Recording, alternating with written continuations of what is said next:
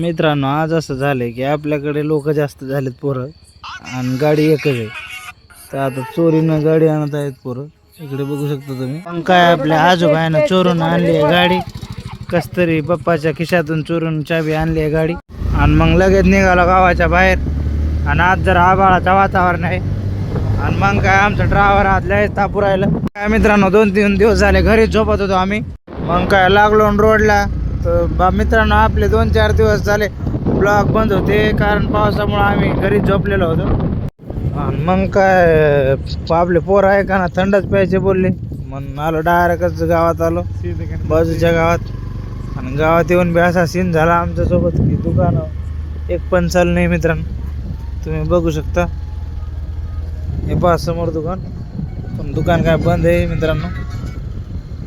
मग काय थोडं गावात जाऊन पाहावं म्हणलं दुकान चालू आहे का.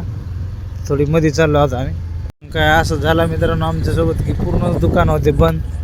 मग काय आमचा नशीबच आज नव्हता, त्याच्यामुळे डायरेक्ट चाललो आता शेताकडे. गुड मॉर्निंग मित्रांनो. उठलो सकाळी सकाळी, लयच थंडी वाजत होती म्हणून पेटवला, हे आग पेटवली. काय पोरं उठणं आपले असं झोपलेले इथं.